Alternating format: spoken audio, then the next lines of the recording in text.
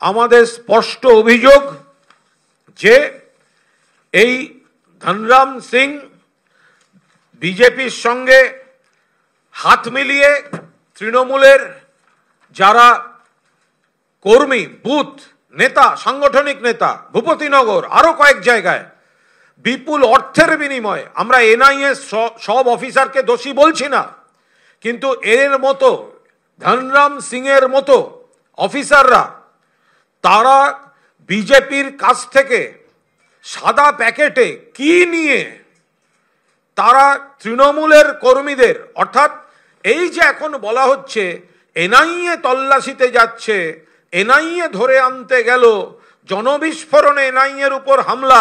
আরে এনআইএর অফিসার তো বিজেপির নেতার কাছ থেকে সাদা প্যাকেট থেকে কি নিচ্ছে তদন্ত করতে হবে। ইলেকশন কমিশন 24 ঘন্টার মধ্যে 3 জন ডিজি হয়ে যায়। অবিলম্বে এনআরসি কে বাংলা থেকে দূর করে দিতে হবে। এনআরসি ধনরাম সিং, ডিএন সিং, তাকে বাংলা থেকে দূর করে দিতে হবে। আমাদের 10 জনের, ওটা চন্দ্রিমাদি ডিটেল বলে দেবেন, আমাদের দল ইলেকশন কমিশনে যাবে। আমরা পুলিশকে, রাজ্য সরকারকে অনুরোধ করছি অবিলম্বে ধনরাম সিং এর বিরুদ্ধে প্রসিডিং শুরু হোক, এফআইআর হোক।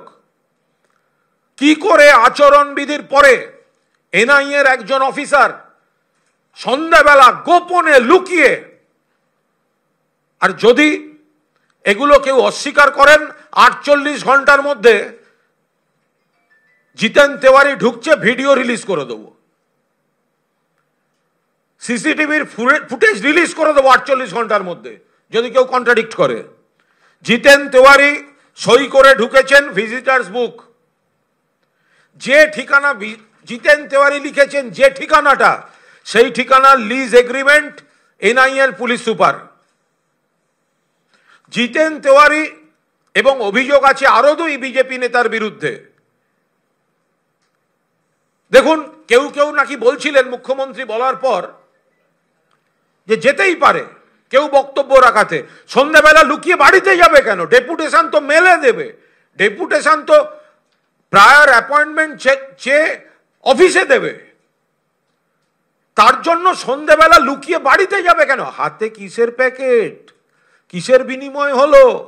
আমাদের অভিযোগ বিপুল টাকা, সেটা সত্যি কিনা তদন্ত হোক, এবং এই ডিএন সিংকে অবিলম্বে, নির্বাচন কমিশন এখন দেখতে পাচ্ছেন না, বিজেপির কথায় 24 ঘন্টার মধ্যে 3 জন ডিজি হয়, যে কোনো আধিকারিক অফিসার বদল হচ্ছে।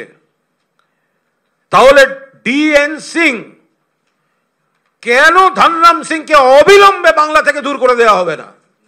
ডিআর সিং, ধনরাম সিংকে কেন বাংলা থেকে দূর করে দেওয়া হবে না? আমরা যেটা বলতে চাইছি, এজেন্সিকে অপব্যবহার করছে। চোখের সামনে দেখলে মনে হচ্ছে এজেন্সি তদন্তে যাচ্ছে, ভুল।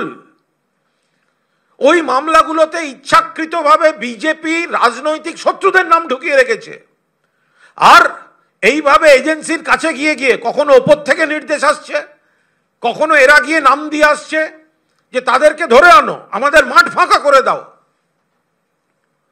ফলে আমরা এর অবিলম্বে রাজ্য সরকার ধনরাম সিং, ডিআর সিং এর বিরুদ্ধে এফআইআর লঞ্চ করুক, তদন্ত হোক। এত বড় দুর্নীতি যদি প্রমাণ হয় তাকে অ্যারেস্ট করা হোক, আর ইলেকশন কমিশন অবিলম্বে ডিআর সিংকে বাংলা থেকে বহিষ্কার করুক। এনআইএর কোনো দায়িত্বে বাংলায় ডিআর সিং যে বিজেপির সঙ্গে আঁতাত করে ধরতে যায়, তাকে আমরা বরদাস্ত করব না। চৈত্র মাস চলছে, শুধু এনআইএটা দিলাম, বৈশাখ পড়বে, আর একটা এজেন্সির আরো 2 অফিসারের গল্প সামনে আনবো।